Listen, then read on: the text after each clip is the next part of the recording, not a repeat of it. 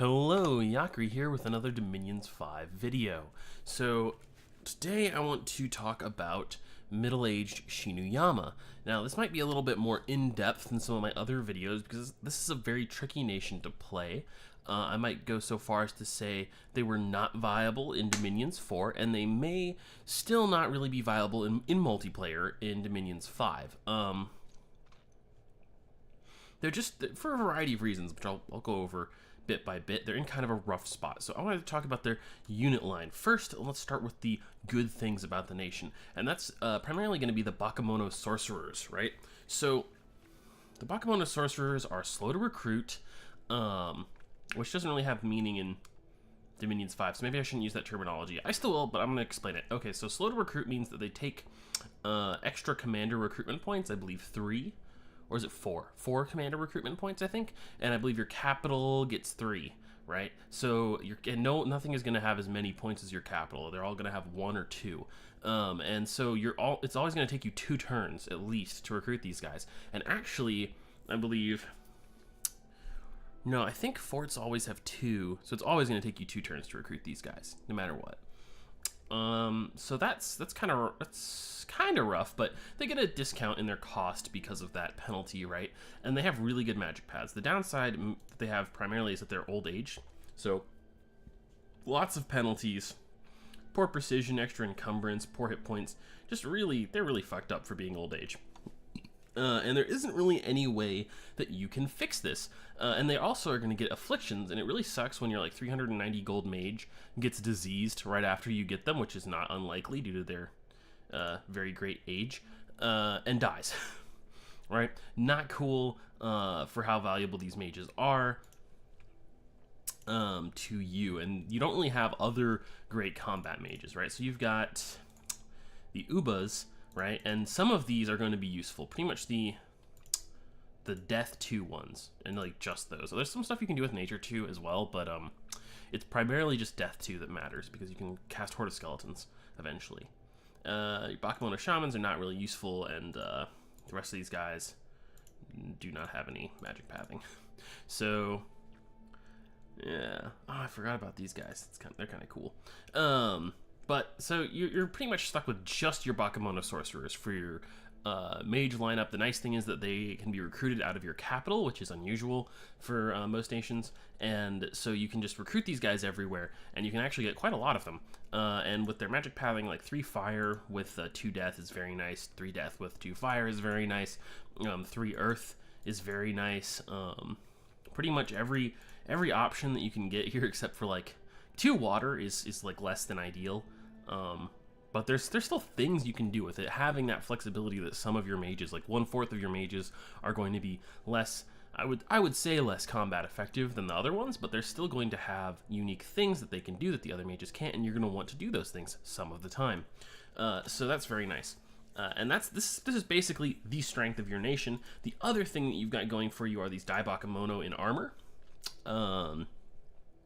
And they're not totally great. Like they're a little bit expensive for what you get, I feel like. I mean, they have 20 hit points. They have elite skill lines. These guys have slightly like 1 point better strength, 1 point better defense, right? So these are a tad better.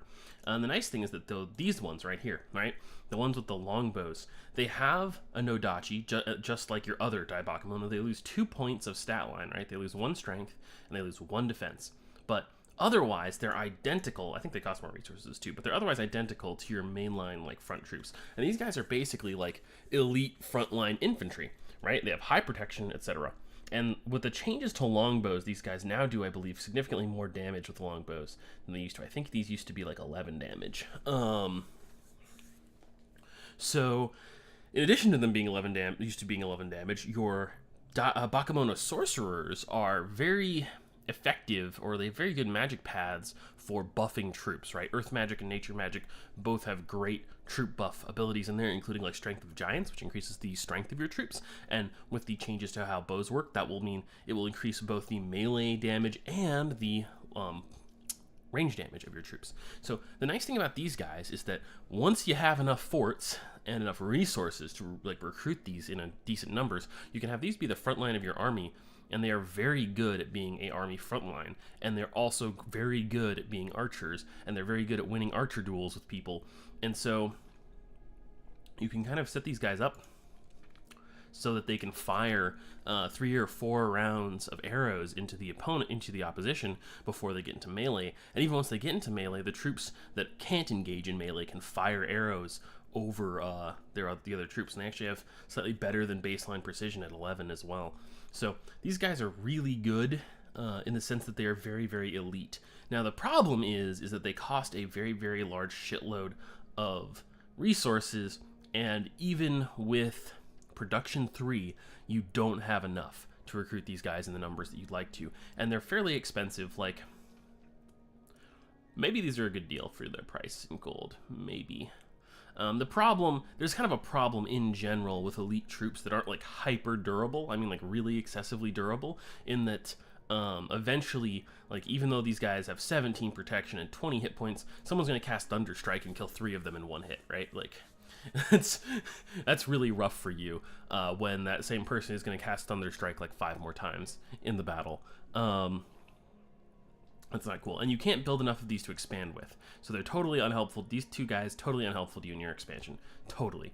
You have bakemono, and these guys are mostly garbage, but they're basically a better deal for the gold than the bakemono, right? So they've got, they cost 25 gold, they have 8 more hit points.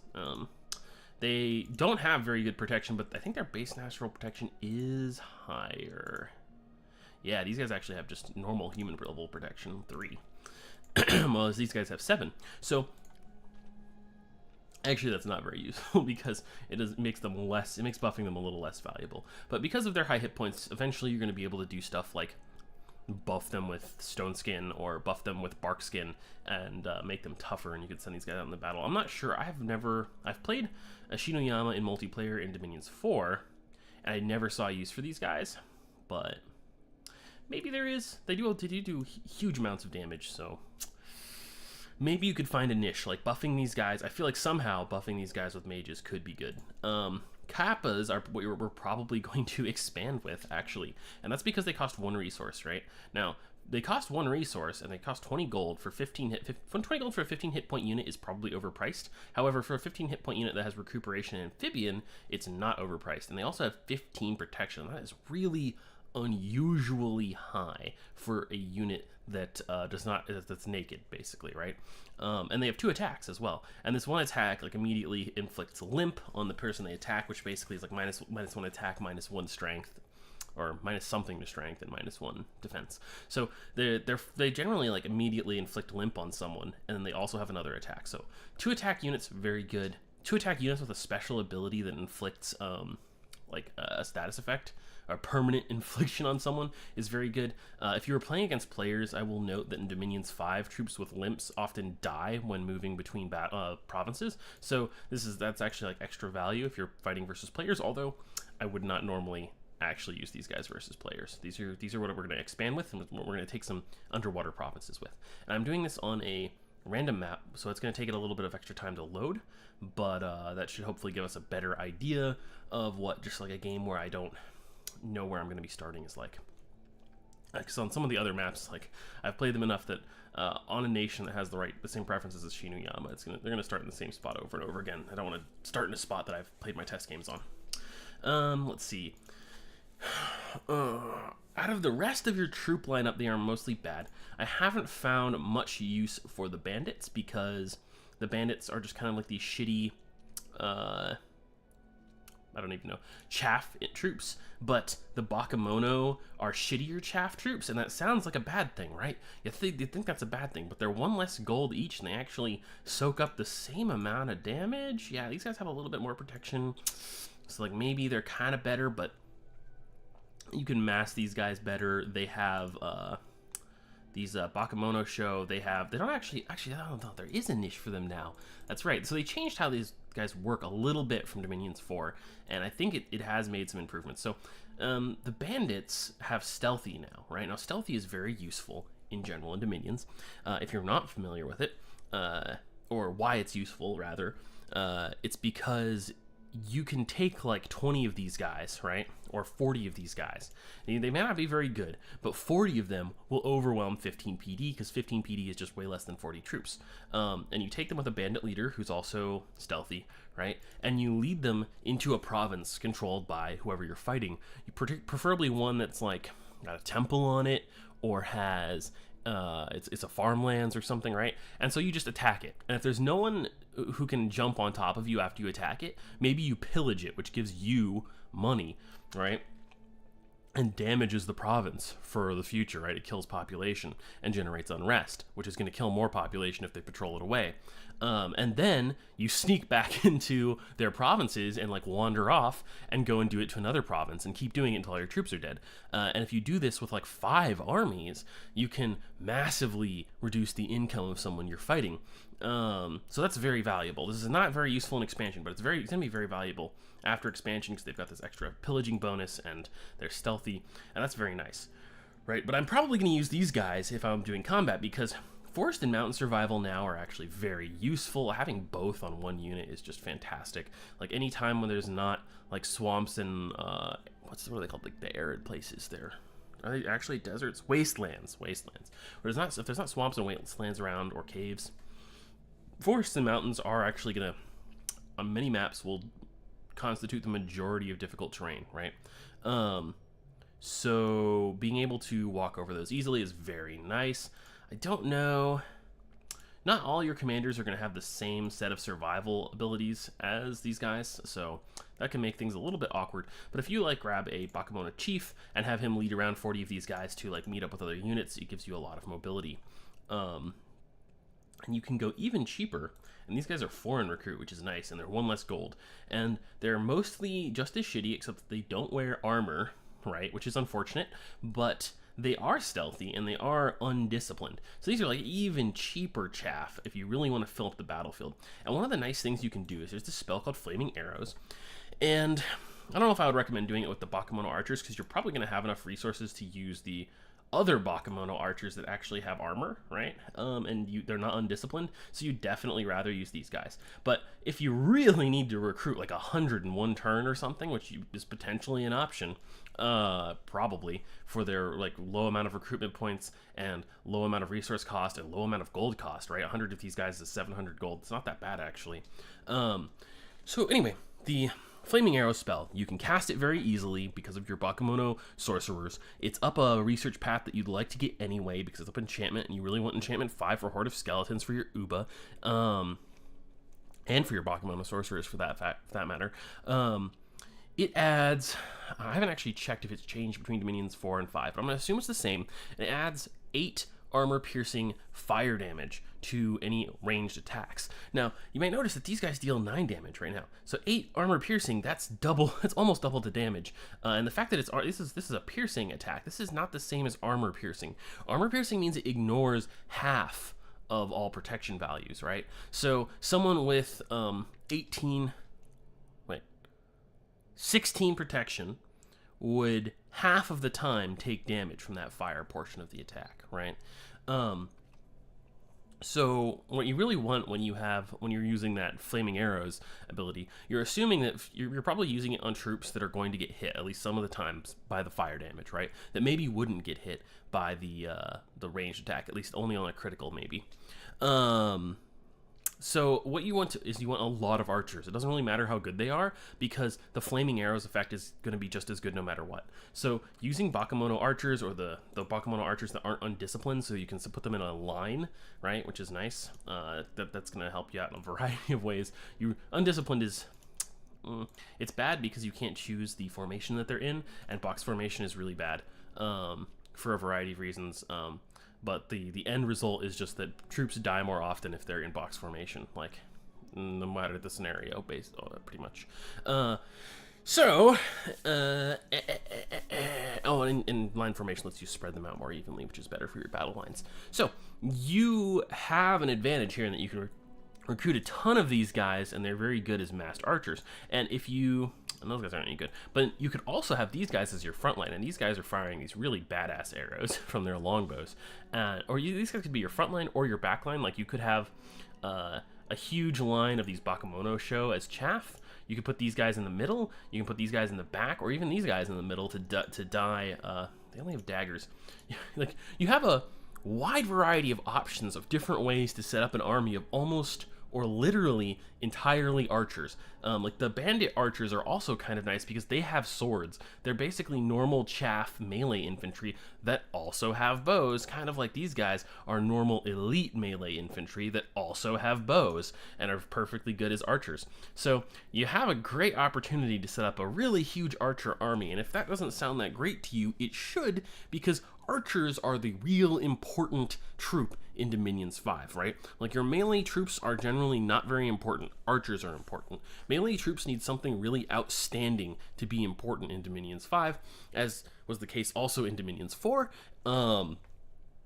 It maybe even is more the case in Dominions 5 now that you can buff the strength of archers to make them deal even more damage. And some archers have gotten naturally better, like these guys. Because of that, and the reason archers are so good, essentially, is because your entire force of archers can engage the entire enemy force, right? So if you have an army of only melee units, only like the first 100 troops or so are going to be fighting the first enemy's first 100 troops. Now, if you have an army of only 100 troops on either side, that's fine, and as long as your melee troops are more elite, you're going to win, probably. It depends on mages as well, of course, depending on what stage of the game you're at, if you've got great spells you can cast. But that's more or less the case. Now, what if you have armies of 300 on 300, right? And you only have melee troops, and they have 100 melee troops and 200 archers. Well, at the start of the battle, their 100 melee troops are going to be engaging your first 100 melee troops. And it's going to take a while for that to resolve, right? And someone's going to win. Now, their 200 archers are going to be engaging all of your melee troops, shooting all over in your army, right? And your 200 melee troops that can't engage are going to be doing nothing. And that's a bad situation for you to be in, because especially if their 100 melee troops are a little bit better than yours, then they're going to kill their way through your first 100 melee troops, and there's going to be almost nothing left for them to finish off, right? And your army's going to rout at this point, instead of, and even if you maybe could have kept going with your other, like maybe 100 melee troops that are left and killed their melee troops and killed a lot of their archers, it's not going to happen. Your army's going to rout, they're all going to run away, and they're going to get shot to death as they're trying to flee off the battlefield by this massive horde of archers. So you want to have archers too, and preferably better archers, and then you get into the mage game, which is like the really important part. But the point here is that archers are really good, and having all of your melee troops also be archers is really nice if you don't have to sacrifice too much for it. Now, maybe Shinuyama does. Like I said, they are not necessarily. I'm not necessarily convinced that they're any good in multiplayer. I think I'm gonna play them in a game I'm getting into soon. I'm probably gonna get my ass handed to me, but I still like the flavor of the nation. They're pretty cool. I like having all these archers. They have a lot of national summons, which is really cool. They have great magic paths, so they can do a lot of fun stuff. Now, I think that covers it for the troop line. And this is what I meant by this video is probably going to be a lot more in-depth than my other videos on expansion, because I'm really gonna. I feel like this nation is tricky, right? More so than a lot of other nations, even like the video I did on Yomi. Not that Yomi isn't necessarily hard, it's that they're kind of straightforward, and they pretty much depend on free spawn now, so they don't have a troop line to talk about. Okay, so what was I going to do for my pretender? Oh, right, I have a bunch of preset pretenders. So as you can see, I've got a lot here, and I think maybe like half of these are actually viable, which is kind of a large number. So I want to talk about the options I'm not going to use first, and why I'm not going to use them, and mostly this guy. And this is totally a viable option, okay? And I think it's easier to play than what I'm going to try and do. So I would say that I do recommend it, okay? Especially if you're not that experienced with the game yet. So, why this is good? Okay, so this is good because the Earth Serpent can pretty much run into indies and just slaughter them all and doesn't really give a shit.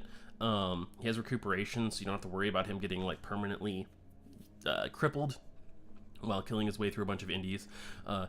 Because of what I talked about earlier with Shinuyama's problems with not being able to recruit a lot of the troops that they really want, and their other troops kind of being chaff. The like all those archers that I was talking about you could get, that's not really useful at the beginning of the game in any way.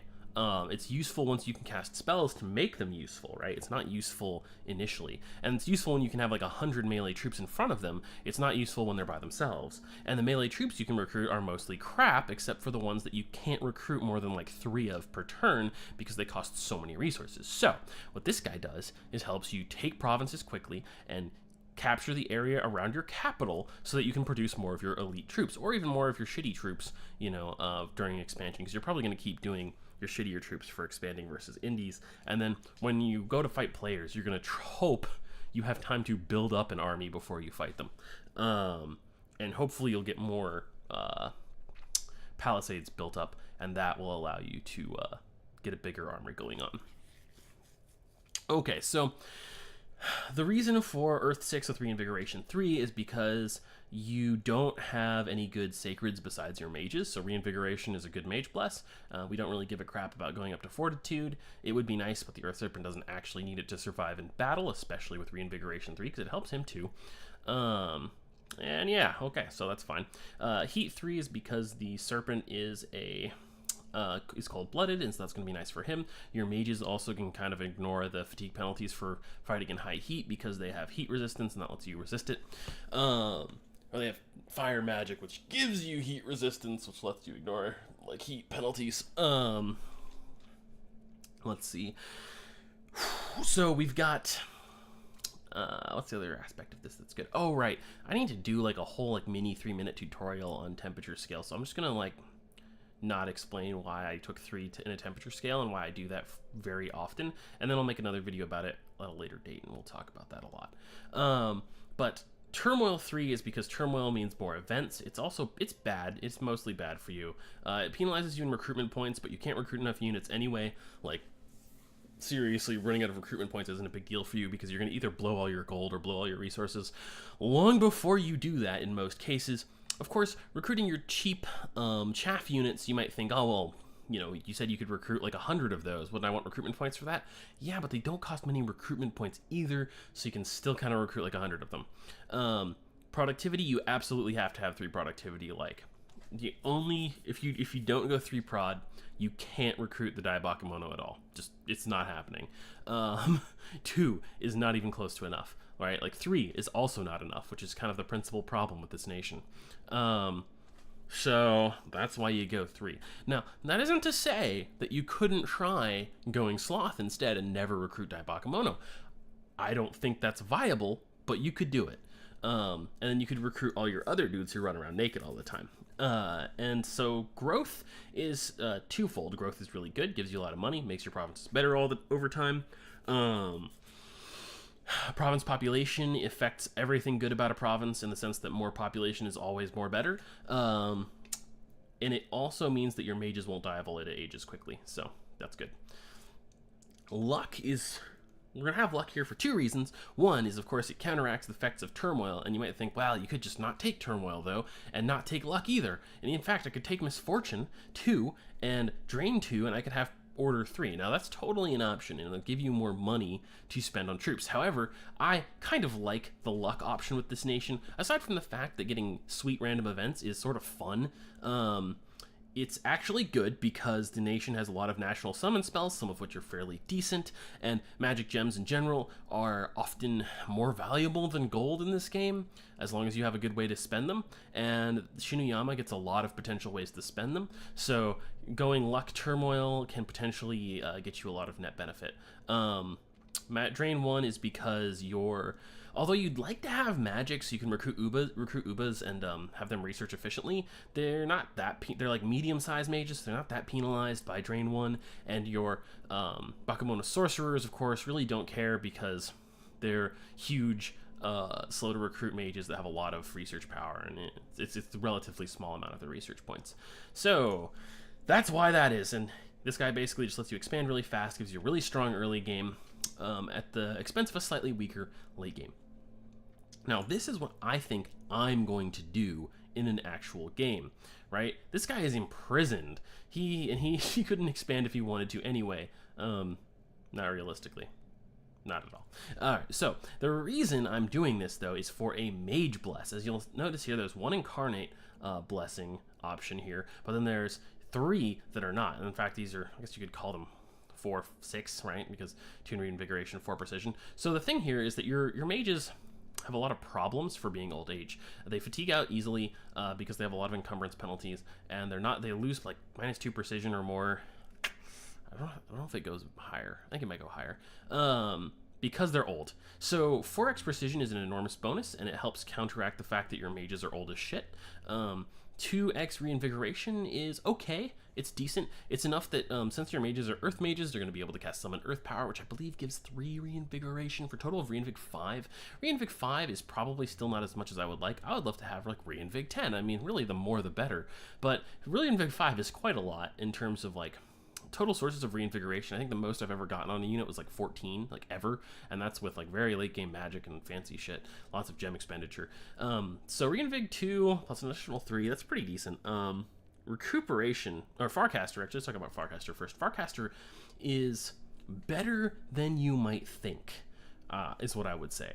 It's mostly good for range 20 and 30 spells. So with range 35, you're going to be able to hit mostly hit the other side of the battlefield from your side of the battlefield, right? When you look at the sort of what do you call it, like formation, that like square where you can set up your formation of your troops, that's your half of the battlefield, right? And range 35 means from the middle of your battlefield, you're going to be able to hit a little bit onto the other side of the battlefield. And so when the enemy army runs forward, you're going to be able to hit them with offensive spells. Well, the thing is that there are some spells that are like 20 range, right, or 30 range that are quite good, and that means that like if you're at the middle of your battlefield, you'll only just be able to get the enemy's front line, right? And you don't want to be able to just barely get the enemy's front line. You would like to be able to reach like well into the middle of their formation. You would really like to be able to reach towards their mages, and you'd really like to be able to reach their formation at the very start of the battlefield before they've started moving towards you, right? And Farcaster lets you do that with a lot of spells that would otherwise require your mages to be right up in the front of the battlefield. It also, well, it doesn't really, because it's 50% of the spell's range, it doesn't really make a huge change to spells that have a short range that are meant to be in like cast in melee, but there's still a small bonus. Like 50% of a range 10 spell turns it into a range 15 spell, and for some buffs that maybe means that you could cast a buff for an additional turn as your units walk away from you, and that's useful, or lets you cast from a little far back. It basically it gives some padding, I think, in a lot of ways to your scripting, so that you can, so that it actually happens, instead of the mage saying like, hey, there's nothing in range that I can cast this spell on, so I'm gonna do whatever the hell I want instead, which happens to a lot of people, and they get very confused about why their mages aren't doing what they want them to do.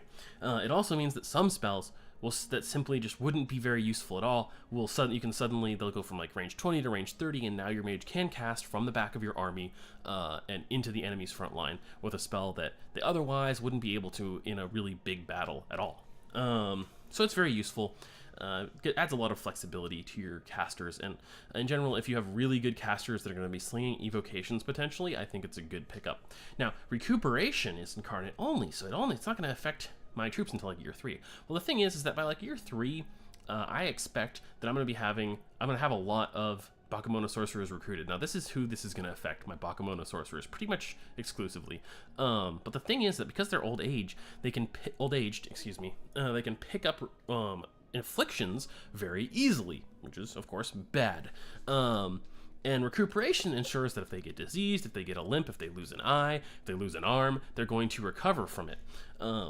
This is just very useful for counteracting the natural effects of having old age mages, which is essentially that some of them are going to get diseased almost immediately and die, and it can be a huge problem for you. Now, unfortunately, I have to take him in prison, so this doesn't pad out my and solve this problem for me in the early game, but it does mean that once I have a pretty large supply of mages, and it's going to start being very common for as the turns go by for mages to pick up afflictions, this will get rid of them, which is very nice. And it's possible that it'll help me in some other scenarios where maybe they pick up battlefield afflictions and survive. They do have higher hit points than humans, so it's a little more feasible that they might actually get hurt without dying in combat.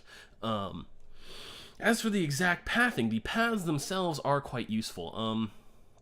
haven't looked at this too closely. Actually, so I might recommend some changes to this depending. I'm not sure what I would reduce in my scales. Maybe I'd only take a luck 2. Maybe I would drop the blood magic. I'm not 100% sure on this. So there's a couple things that you can do here. Astral Magic 4 means that I'm not going to be able to boost my Astral Magic all the way up to like 8. But Astral Magic 5 will let you boost it up to like 8 or 9. So that's something to consider, right? I might really would like to go to Astral Magic 5 instead. And Blood Magic 2 does let me craft Bloodstones with combined with Earth Magic, which is really useful. I can give that to this guy to get Earth Magic 5, and then that unlocks a ton of potential. Actually, Earth Magic 6, because I can make Earth Boots too, which unlocks a ton of potential for me. But it might not be worth it compared to Astral Magic 5, because that gets you some, really good stuff. Yeah, and I can also give it to my bakemono sorcerers, which is really handy. So I'm not 100% sure this is exactly the perfect build, but if there is a difference, it's that you would get Astral Magic 5, you would squeeze that in somehow. You'll notice there's only 4 Dominion. Now, I think playing with 4 Dominion is a little bit risky. Like, you have to be mindful of the downsides of 4 Dominion, and you may have to counteract it by building temples or recruiting some extra priests and preaching to keep your borders pushed up. But whereas 5 Dominion is a little more safe. I will say that in general, I don't think 6 Dominion is ever worth it unless you're recruiting a ton of cheap Sacreds. Like if you're playing Mictlan, 6 Dominion is probably worth it. If you're playing, no matter who you're playing, going over 6 Dominion is usually not worth it. Like unless you actually expect to recruit like 9 Sacreds in one turn, and I'm not sure how you're affording that if you spend the points to get 8 Dominion and a Bless, or 9 Dominion and a Bless. So. But, you know, there always could be a situation. I've gone 3 heat scales. Still, again, that's like a whole discussion for a video on temperature scales. And this is what I'm going to show off in this game. I don't think there's anything else to talk about here. I guess I would talk about this guy, right? So this is a kind of a weird build that I've done. And I haven't tested this out enough. I think this might be viable, actually. Maybe. It's like kind of a big maybe. So he still has good scales, and I lose a ton of nifty Mage Blesses that I had. Instead, I get Reanimators. Now, what this does, let's scroll over it. Any living enemy unit killed by a Blessed unit has a chance to rise as a soulless being and fight for its killer until the end of battle or until it's killed again. 50% chance. So, the thing about this is that units killed by your mage's spells are affected by this, right? So if your mage casts Earthquake and kills half the battlefield, 50% of the people he kills are going to rise as undead. To the best of my knowledge, what this means is that spells which would kill your mage if you kill Blood Vengeance units using those spells will cause the units to rise as undead. If you don't know what that is, oh boy, it's like a whole explanation. It basically means there's certain spells that are indirect in nature, right, for how they kill units, and so those will not count as being killed by the mage. Certain cloud spells like Poison Cloud and certain battlefield enchantments like Foul Vapors will not trigger Blood Vengeance, and because they won't count as having a source. But anything that counts as having a source, which is anything that would trigger Blood Vengeance, will trigger Reanimators as well, to the best of my knowledge. And it can be really handy if you kill a group of enemy units and then a few of them rise as undead. And it disrupts the enemy formation. Maybe they get a couple extra kills. For certain battlefield magics, it's very useful. I'm not sure if it's actually worth putting on mages as a bless. It might be more of a meme than something really useful, and I'm not too convinced by it. But I thought I'd mention it just because it's kind of a neat thing, and I've done some other variations on this, right? Like this guy. I also like picking up an Immortal Pretender for various reasons. Mostly that this Bakemono Kunshu and the who's the other guy? The Bakemono Kunshu and the Master Lich. Both of them have regular immortality, which means that at any time they die, in their dominion, out of their dominion, doesn't matter, they will come back 3 months later, and they will cleanse some of their afflictions off. It's a very nice thing for a god to have, because otherwise when gods die, you have to summon them back with your priest, and they lose one in every magic path they have. This guy is an example of still having a bit of a rainbow bless, and I've taken worse scales for it. And so I get the superior morale is basically just like, well, I couldn't squeeze anything else in here. I had to take fire because this guy starts with fire. Major fire resistance though, superior morale, kind of handy. I might actually swap major fire resistance for this other one that causes blessed troops to be inspiring and they can lead more troops. And it's just a little bit handy to be able to lead people around with blessed troops. Precision, of course, I've already explained. Reinvigoration, I've already explained. Blood Surge gives you reinvigoration when you kill things, even when you kill things with spells. So it's quite handy, although it's not nearly as good on this nation because they can't go and kill things with their mages. It's really good on nations where you can kill people with your mages in melee combat, and then you can also cast spells with your mages, because it's really useful for both purposes. Or in a case where you want even more reinvigoration, like let's say you have Earth 6, Blood 4 on certain pretenders, like mage pretenders that can pick it up for only 10 path cost to get a new path. If you already have Earth 6, I think it's actually like equally cheap or cheaper to get Blood 4, and so then you break into a new path and you all still get Reinvigoration 1 for Blood Surge. Or at least effectively. You gotta kill someone first, so it's still not as good, but you know. Alright, so I'm going with this guy, who's the high scales druid pretender I talked about earlier. And okay, so we're gonna generate the map, and I'm gonna hopefully not run into any unusual problems expanding, and we'll see a fairly average expansion game. But you know, if I do run into any problems, I guess you'll get to see how I resolve that. Mostly it's by being sad and having to waste turns not expanding when I would like to be. I'm trying to think if there's any other general notes I can throw in about the nation while we're waiting. So the game plan here is, I think it's pretty much going to be that we want to get we want to get conjuration magic early on for research, and we want to expand quickly and start building a new palisades quickly. And how we're going to do that is we're going to recruit Kappas for our main expansion forces, and about like 20 Kappas, I think, is going to be enough to do decent expansion, which means we are going to get to expand like every 2 or 3 turns. Every 2 turns, sending out an expansion force is what you want to do, as most nations. Not that most nations necessarily can, it's just that that's what I would consider like good expansion. That's like it's expanding fast. Okay, so we're just going to recruit as many Kappas as possible. We're not going to recruit any mages. We really want as much combat power as we can. This guy's going to become a prophet because he needs to. We're going to send out our scout in a direction that we don't think will go. I think I'm going to send him this way and go and search over here. We've started near a water province, which is kind of unfortunate actually, but Shinuyama does that because they can expand into water, so they favor starting near water provinces. The reason I don't like it is because water provinces don't give you as many resources as regular provinces. Neither do farmlands or wastelands, which we've started next to, so this is really a shit start is what I would say. If we started near mountains, I would say that was a good start. Having gold is nice though. You can't totally complain about having gold because it's going to let us recruit more Kappas more quickly. Alright, so how are we going to do this? We're going to have these guys go behind the Kappas actually. Often I kind of suicide these dudes to protect the Kappas a bit, but because the Kappas have high protection, I think it's going to be kind of useful to use them as a buffer. Now I usually in the past have always scripted my really lazily scripted my prophet to just cast spells, but we only really want this guy to smite people, and I found that in Dominions 5 it seems like my mage AI for this guy has been smiting people less than I'm used to. Flagellants and Knights of the Chalice, I wonder how many there really are. So this is really super bad. I would say every one of these provinces spooks me a lot. Flagellants, Knights of the Chalice. Well, Knights of the Chalice are elite units. They're really nasty, and they're probably going to kill several Kappas immediately. And if this is like undervalued, there could actually be like 10 Knights of the Chalice, and then there's a good chance they'll just like rip a gaping hole in my expansion force, even if I take the province. Oh wait, I have a scout here, so it's a little more accurate. And these guys, there's clearly a ton of them. It's light and heavy cavalry. Depending on how many heavy cavalry there is, I can't even take this province. And this is a fucking wasteland. There's no income here. There's like no value in taking this. This is just gonna suck dick if I take it. So I'm probably gonna do the one that sucks dick first because I think I can take it for sure. Probably, very likely I can take it.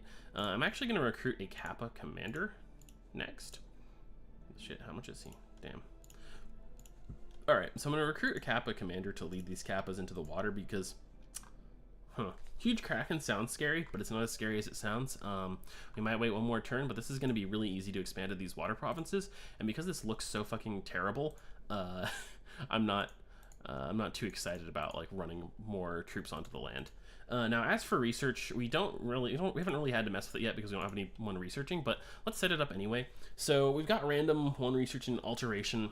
I don't know if most people like to run their multiplayer games with random magic research or not. I think it's kind of neat, but I might not do it in mine. So conjuration, we're going to take 3 because let me double check this. Conjuration 3 has summon earth power. Summon earth power is super good. Conjuration 1 is also super good because it has it's not Conjuration 1, it's Conjuration 2? I could have sworn that summoning elementals was lower level in Conjuration. Maybe it's been moved up. I feel like it used to be less than this in Dom 4. But summon lesser fire elemental, super good. Summon lesser water elemental, all the different summons for the summon lesser things. As far as like early game magic that you can do with like weak mages, it's super good. In particular, this means that we could like, if we had an Uba, right, she could like summon some water elementals. They're particularly annoying to deal with, and that would be like fairly good combat magic for the early game. There's not much else that's going to give you as much value as that in combat early on. Okay, so, and we really need that summon earth power anyway. And then we're going to go up enchantment, and we also needed summon phoenix power, and we're going to get flaming arrows, because that's what's going to let us not be immediately wrecked by any other player. So actually, let's just straight up 5, because we also want, where is it? Horde of Skeletons, which is really nice. That's like the thing we'd love our mages to be doing after summoning flaming arrows. And you know, of course, there's only one mage needs to do that. So, all right, so we're going to the next round. This actually went really well. So I was worried. I can't remember if I said this was why I was worried here, but because there's only a few units, there's almost definitely going to be a powerful mage here. And it looks like he wasn't that spooky after all. He was a lot more shit. But if he was like, he could have been like 3 cloud mages instead, and then I would have been in a little bit of trouble. Or heaven forbid, he was like a hydromancer and summoned, or a hydromancer and a fire mage or something like you might sometimes see on a throne, and then he could have summoned some elementals and they could have done a lot of damage. So instead I just run through all these units and it's not really a big deal. Okay, so now we're going to risk it for the biscuit at the Knights of the Chalice. Yeah, there's probably like 10 Knights of the Chalice, or even if it's only 5, I'm not really excited about that. And you might wonder like, well, why don't I go over here? These guys look really shit. These guys look super shit. These guys are actually really dangerous, but I can probably take them if there really are only 20 and not like 50. So why don't I do that? Well, I need the resources from taking these provinces so I can stop recruiting Kappas every turn and nothing else. Okay, like I don't want my army to be only Kappas because Kappas cost me a lot of gold, right? They're 20 gold each. I'd like to be able to recruit like a ton of bakemono show, just like 50 of them. Or to recruit my elite Dai Bakemono. You might say like, wow, a Dai Bakemono costs more than Kappas, and like 50 Bakemono shows do cost more than Kappas because there's 50 of them. Yeah, well, having 50 of them kind of like spreads the value of the troops out. Losing 1 Kappa really sucks. Losing like 10 Bakemono show is like losing 3 Kappas, right? Like, so that's kind of my thought process there. I'd rather spread it out. Alright, we're just going to end the turn and see how this goes. I'd like to spread it out. And as for the Dai Bakemono, because they... Fuck. Wow. Ooh, wow. That was really bad. Okay. Let's see how this went. These don't have a bless, do they? Oh, thank fuck. They're just that good. Knights of the Chalice, man. Is that Paladin?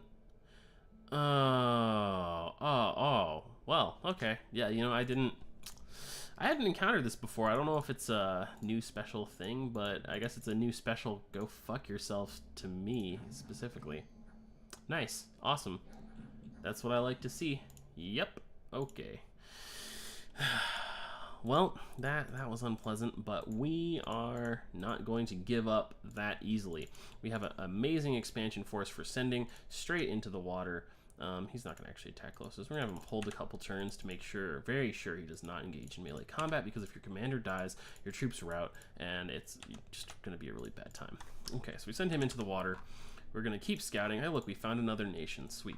Okay, we're going to, while we keep scouting, this guy is moving back to our capital to try and get more troops. Is there anyone that retreated here? I didn't lose all my units. That's good.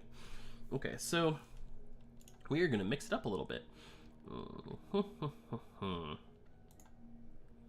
We're not going to go after those guys. That's not going to work. We have enough resources now that we can recruit a decent amount of bakemono show with the Yari, which is nice. I think I'm just going to do that with some kappas. Okay. Let's go to the next turn. Alright, I lost some kappas because, you know, of course there's a Hydromancer there. And... wow. How did I lose 6 kappas? Oh, because he probably summoned some water elementals. Water elementals in the water are really spooky, and we ran them to Water Nation. That's unfortunate. I would really not like to play Shinuyama in a game where there's a Water Nation, like multiplayer, because you want to be able to take water provinces, right? Like, it's one of the perks of your nation is that you can get some extra income from water provinces. And in a multiplayer game, I have no doubt that these guys would shit all over us, and we would never get any water provinces. If you are in this situation, I would make like a pact with whoever the Water Nation is, make a deal with them to let you have this province that's adjacent to your capital, because you really need these resources, and you really don't want to be screwed over by not having these resources go to your capital, and then fuck off and leave the ocean, right? And that's that. Just give up on it.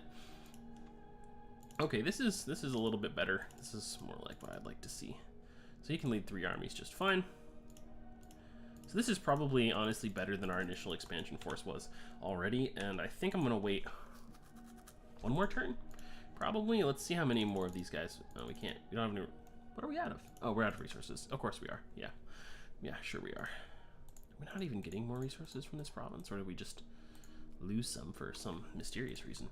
Okay, that's fine. We'll just see if there are any mercenaries. There are none that haven't been taken. That's probably going to happen. I wouldn't count on mercenaries ever for any nation, even though like you could get them, and for some nations you probably want to. Shinuyama is one nation where, like, for the right mercenaries, like Duran's cavalry, I'd totally like to have them under my control for expansion, but I wouldn't count on it because other players are going to want that too, to help speed up their expansion. Okay, so now we can maybe take these guys. Maybe. So this time we are going to put these guys in front of the kappas. Because we want them to take the cavalry charge for our kappas, because our kappas are going to be much more valuable actually fighting the cavalry. Okay, so we've taken all this over here. Atlantis is probably going to fuck with us, but let's pretend they won't for a minute here. And we got 20 of these guys. We're going to go here. Those should be pretty easy to take out. Okay. Okay. And all right, enter.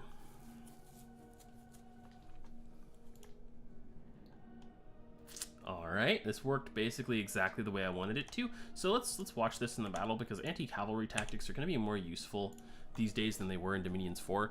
In Dominions 4, cavalry were shit. In Dominions 5, most cavalry are still shit. But there are some cavalry that are like 20 gold for like a decent cavalry, or like Middle Jotun has their like wolf cavalry guys that are 15 gold for a unit that's like probably worth more than 15 gold, and they're also cavalry and they can flank really fast. So I'd say cavalry are back, bitches. I can't make that sound cool.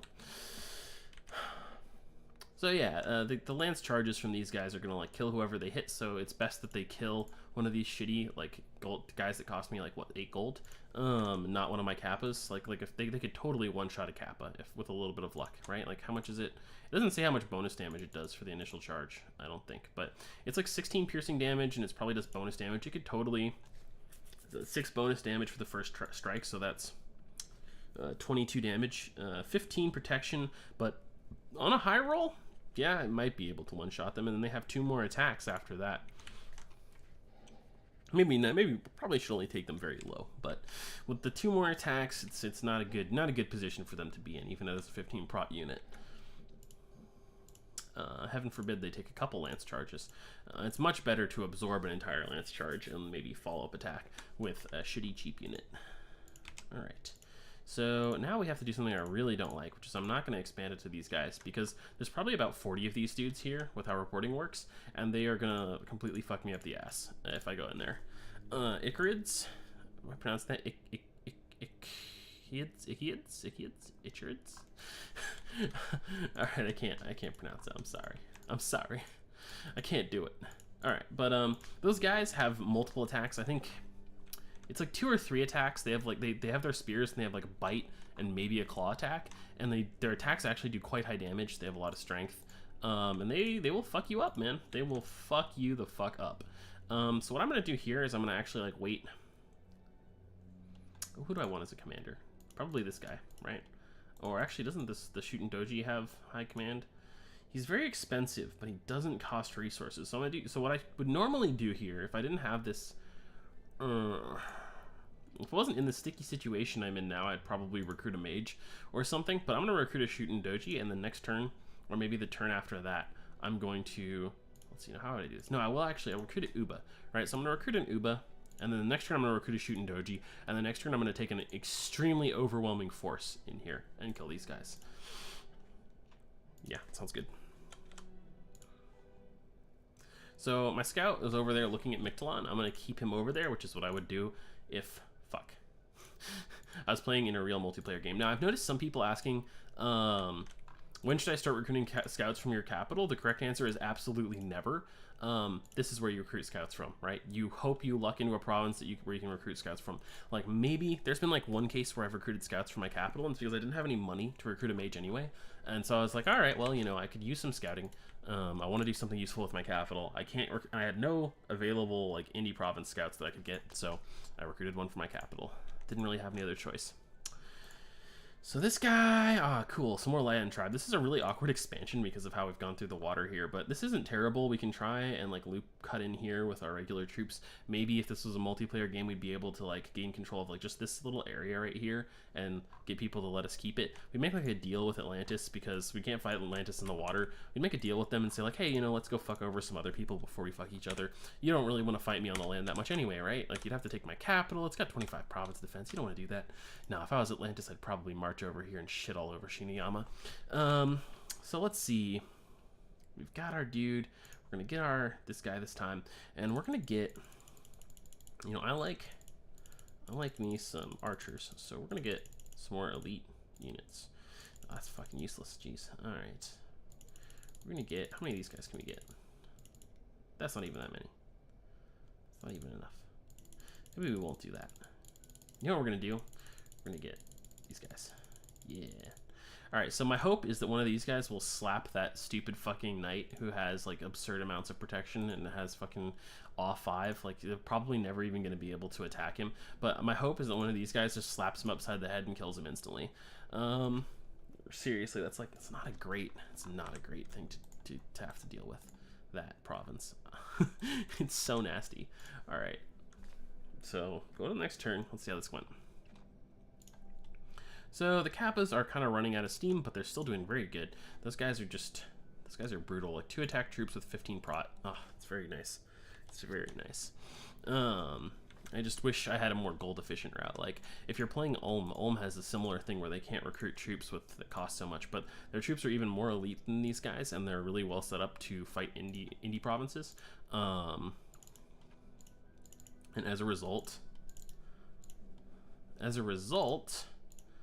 they I have a hard time speaking and doing this at the same time. As a result, they can just kind of chew through indie provinces without really taking any casualties with their initial expansion armies, because it's kind of like if they had Kappas, but the Kappas cost them less money, and if they cost them less money, like 10 gold less per Kappa, and they survived way more easily, right? Way fewer of them die. That's what Ulm gets to do, which is pretty cool for them. Alright, so stay behind troops. Alright, this hopefully will work. If this doesn't work, I'm gonna be salty. And so at this point in the game, I'd probably recruit like 5 or 6 scouts. I'm not gonna do it. Actually, I'm just gonna make this guy patrol because I really don't want to deal with that. But I'd recruit 5 or 6 scouts. I'd want to have a scout like over here. I'd want to have a scout over here. And where was it we found Mictlan? Mictlan's like down here, so I'd want to have like 3 scouts down there, or 2 scouts down there, maybe. And like 1 scout over here. Did I already say over there? I might have. Alright, these guys are doing fine. Okay, cool. What about these guys? Amazons and Nightmares. Wow. Okay. oh boy. That's not cool.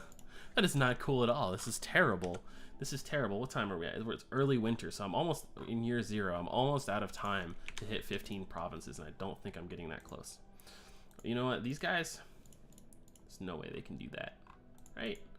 Probably not. Let's try this. Fuck it. This guy, fuck these holding bullshit. What's heroic ability? Can it become something cool? No, it's not. God damn it. All right, attack closest. Hold 1 turn and attack closest. All right. We're gonna see. He's probably just gonna die, but maybe he can pull off some heroics for us and get us another province. This better work. Oh, I also made a mistake right there. I should have recruited another Uba. That sucks, but expected. Very good result too. Are you fucking kidding me? Let's see how this happened. Let me drink some water. All right.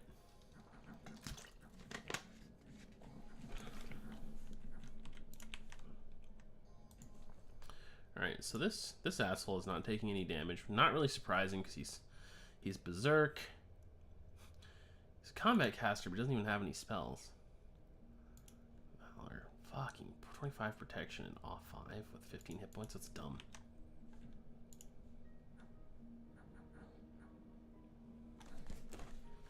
But what the fuck was that? Fire?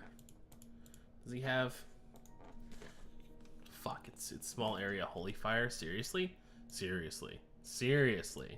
At least he doesn't have a bless effect. God. Oh, and the Shuten Doji just gets up there and kills himself. Since when is how is that staying behind the troops, bro? Is the sleep aura gonna work? Is that what's gonna happen here? Maybe. Maybe not. Oh, he's a fucking demon, isn't he?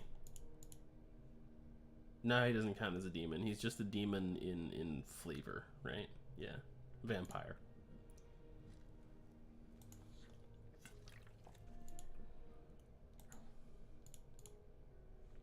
Wow, okay. Why do they keep fighting? That's weird, they should run away.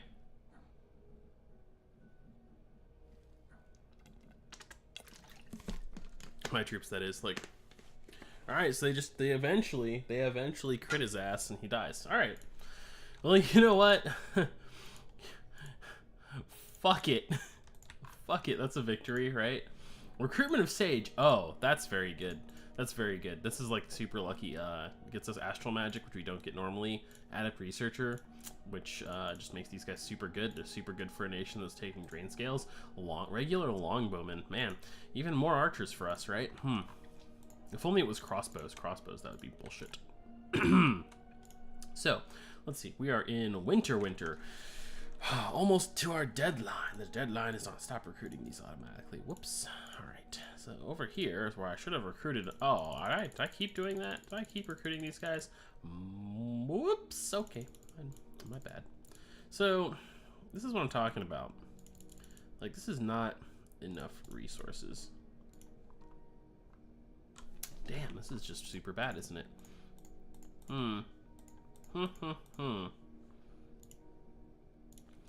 Yeah, I don't know. You're in kind of a pickle here, because really you want to recruit a lot of these guys, and I'm pretty sure you could recruit more of these guys in back in Dominions 4. Pretty sure. Quite sure. Very sure. Almost completely positive that you could recruit more in Dominions 4 than you can now. Okay, end turn. If you're wondering why I recruited another Shuten Doji, it's again because he does not require resources, which is nice. Alright, so he's gonna come over here. And alright, I guess I'll call our expansion done. I don't think we've done very well at all. 1, 2, 3, 4, 5, 6, 7, 8, 9, 10, 11 provinces. We should have 15 this turn. Without this piece of shit, like just bullshit province right here, we probably could have had at least, oh, I don't know, 14. Yeah, we could have had 15. Probably. No problem. And if Shuten Doji hadn't committed suicide right in there, I could still go have him been moved there, and then attack this turn. And then this turn over here, I'm actually going to retreat. But yeah, there's still like these provinces here we should have been able to get, but we could not because we did not have very good fortune when expanding. But that's going to happen to you sometimes.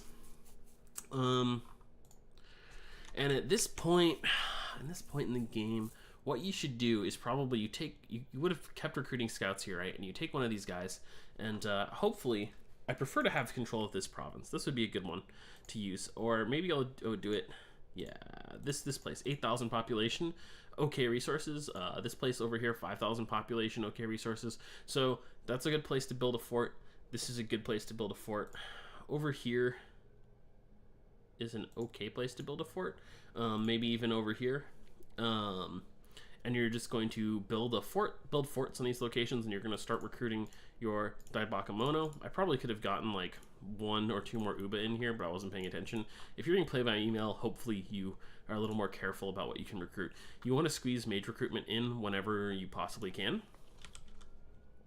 in order to get more research done, because we're not doing so hot so far. We need like at least Conjuration 3 so that we can do anything useful with our mages to help defend ourselves. And our troops do not offer us much comfort in terms of defense. Like possibly the route to protecting ourselves would be to recruit like a lot of these guys, right? So we've got a lot of these archers. We recruit like a ton of them every turn. And why does my capital only have prod 1? That's a good question. That's why I'm having so much trouble, right? Only prod 1 in the capital. Only prod 1 in the capital. Hold on, let's just end turn really quick here. Goes back up to prod 2. That makes a big difference, you know. It's like a whole... It's not even an extra one of those guys, but it's a lot more archers. And that's not even prod 3. Prod 3 is still coming, right? Like, let's see here. I must have had a bad random event that just kind of screwed me right there, huh? Yeah, we're back up to prod 3. We don't have enough candles. I probably would, we've got a lot of extra money. We've got pretty good income because we've got, like, just absolutely baller scales. I would spend some money building temples. Definitely build temples. Especially, like, right about now. Where if the game was in this stage, let's just pretend I took these 3 provinces over here, which I probably could have done if this hadn't screwed me over. So then I'd basically be in consolidation mode, right? I'd try and build some forts, build some temples, build temples in the forts, and maybe build 1 or 2 extra temples as well, because we started with really low Dominion. I think I have Dominion 4, right? And we don't want to get Dominion pushed in. The AIs have more Dominion than I would expect most players to take, because there's not a lot of good reasons to go high Dominion. Like, sure, you could screw over someone who's taken Dominion 3 or 4 for some reason, but it doesn't help you very much, you know what I mean? Unless everyone else takes low Dominion, right? And so that you can actually push them in. So yeah, how's this look if I have this much Dominion? I don't know. I'm not sure things look too great for Shinuyama, because certainly I could change it around, right? And I can recruit like a crapload of these guys. Like let's just get an absolute huge number of these guys, and then we're starting to run out of resources even for these dudes. And then we'll recruit like 5 kappas, right? Like 10 kappas a turn. This is like a pretty solid army, right? Sort of. The thing is that like any decent army from Migdalon is going to absolutely destroy it. And so I'm not super optimistic for this nation. The start is very slow. If you go with the Earth Serpent, you can have a harder start. Maybe you can expect to get like 18 or 20 provinces starting out, which is a lot safer. But the ultimate problem is still going to be that you can't churn out these troops that you really sort of need to make your nation good. You can't churn out bakemono sorcerers as fast as you could in Dominions 4, because... Wait, no, you can. They're the same speed.